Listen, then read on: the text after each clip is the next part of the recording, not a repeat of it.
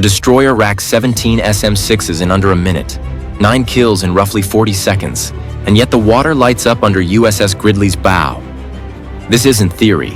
It's the edge of a fleet's umbrella under real stress. In this video, we walk second by second through the intercepts, the tracking at 1.2 second precision, and the launch control failure that left one SM-2 silent. If a single leak in the chain can tear a ship open, what kept the carrier alive, and what didn't? Why does a calm carrier drilled near Roosevelt Roads flip into a live-fire kill chain in under a minute? Because the line between exercise and engagement is thin when sensors, shooters, and intent align on station. The USS Gerald R runs a tight cycle. 54 aircraft rotate through deck spots and recovery windows. 2 escorts, USS John Finn and USS Gridley, hold a moving picket to the east and south links hum clean. Composite tracks stack across consoles, and every watch team knows their sector. The air wing stays busy, but the network stays king. For a carrier, tempo is safety. For an attacker, tempo is a timer. The timer hits 0 when ARV Libertad 29 breaks pattern. No hails, no gray hull closing fast, just an 11-missile ripple that launches from a range chosen to test lawyers and radars at the same time. It sits right on the seam where a strike could be called a drill, or a drill could be called a strike. The group can hold and hope the tracks turn, or fire and own the first shot. There isn't much room between those choices. There never is when inbound tracks are already moving. Those tracks fly like knives pressed to the ocean. The RBS-15 Mk3 runs a sea-skimming profile at low altitude to hide inside ground clutter. It can steer around points of land, switch approach bearings late, and use a terminal pop-up to mark the target before a final dive. Coordinated time-on-target settings let missiles from different launch points arrive together, shaving the defense's window to seconds. A salvo that lands in a spread forces radars to look wide while shooters must act narrow, and that mismatch is the point. Aegis doctrine leans on track quality and clean rolls. The network assigns who shoots first, who holds in reserve, and who stays out to avoid blue-on-blue air lanes for the carrier air wing get carved clear while surface layers lock on. If a missile leaves John Finn, Gridley knows it. If an SM-6 goes active, airborne controllers won't drive a tanker through its cone. That discipline keeps speed up when fear would slow hands. Layered defense comes alive fast. An E-2D drags fresh cues into the link. SPY radar pushes updates at about 1.2 seconds. Building stable tracks as the sea skimmers close, SM-6 tasking moves to the edge of range to buy time. Inside that, ESSM cells stay warm. Last-ditch systems, RAM and CIWS, sit with gates set for the bow and beam. It's a ladder, and the fleet starts at the top rung. Now the math takes over. A subsonic sea skimmer eats miles at high subsonic speed. An SM-6 closes faster, but guidance, uplinks, and terminal homing all burn seconds. So humans and software squeeze the timeline together. Peacetime rules fall away.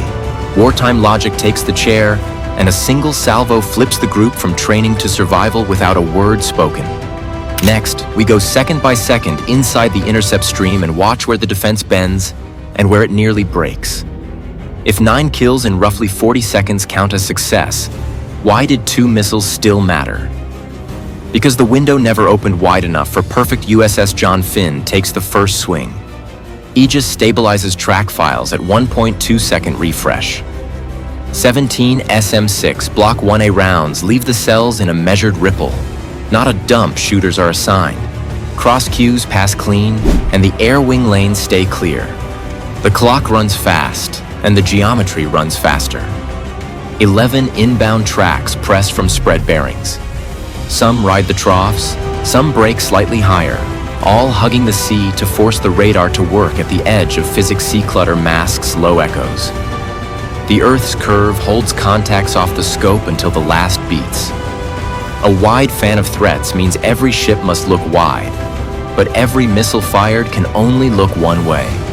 That's how saturation happens without huge numbers. It's the angles, not the count. Walk the timeline. First intercept window opens beyond the fleet's outer ring.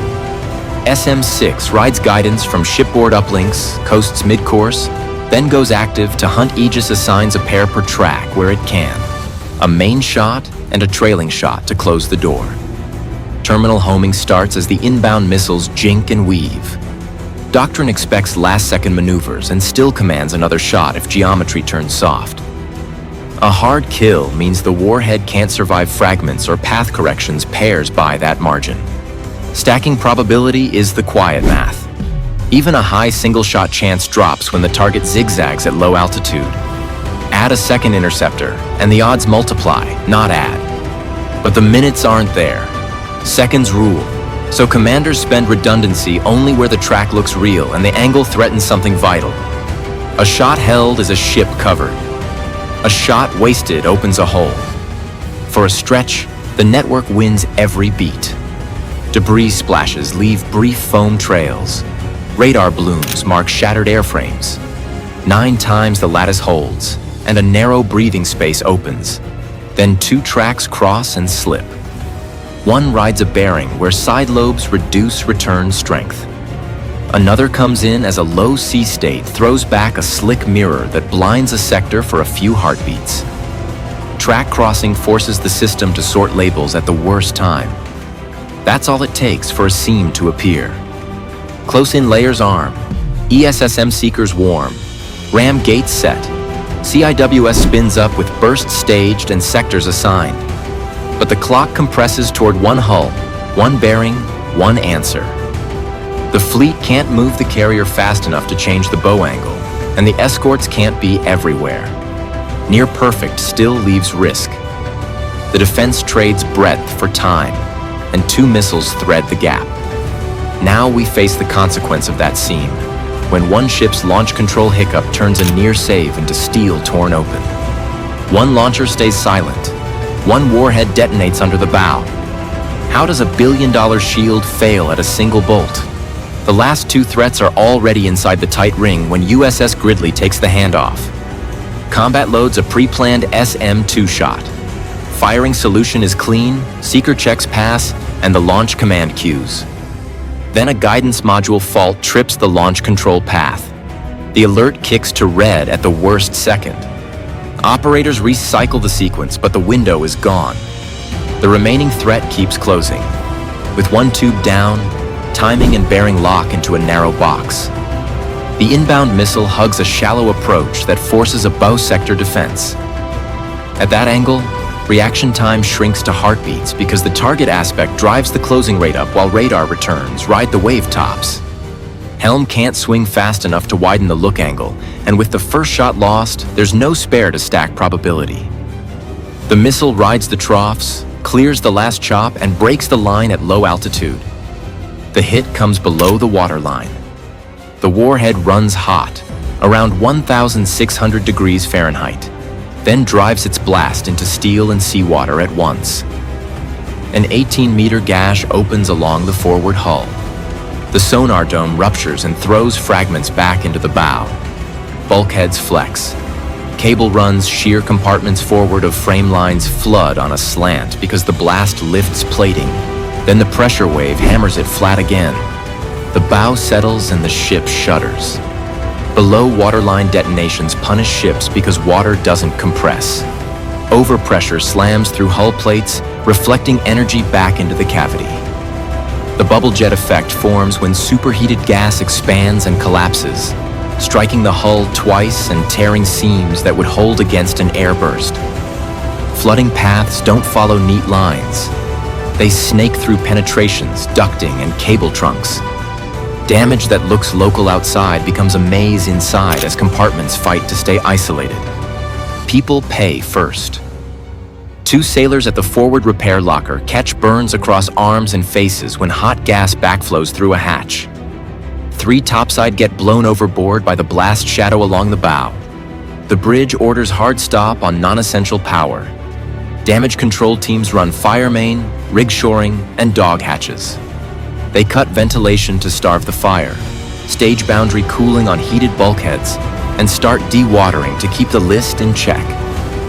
Engineering isolates forward switchboards to save propulsion and keeps one shaft turning for steerage. Launch control failures happen in real ships. A guidance module fault can desync the missile's interface with the ship's fire control. Maintenance status can mask a failing card that passes tests until vibration, heat, or a shock spike tips it over. Shock isolation mounts can protect the launcher but let the cabling momentarily lose continuity under strain. Any of those can sideline a ready round exactly when the system needs it. The carrier lives, but the price lands in steel and blood. The network stopped 9 and bought time. 2 leaks proved that geometry isn't mercy, and 1 malfunction turned a save into a crippling hit. With the fleet bleeding, the answer must be precise and limited. The silent platform moves to end the fight without widening the war. Deterrence doesn't live in slogans. It lives in tight crews, clean networks, and shots that land where they should. 9 intercepts held the line, but 2 leaks showed how a modern shield bends under seconds of pressure. Precision and discipline bought survival, not invulnerability.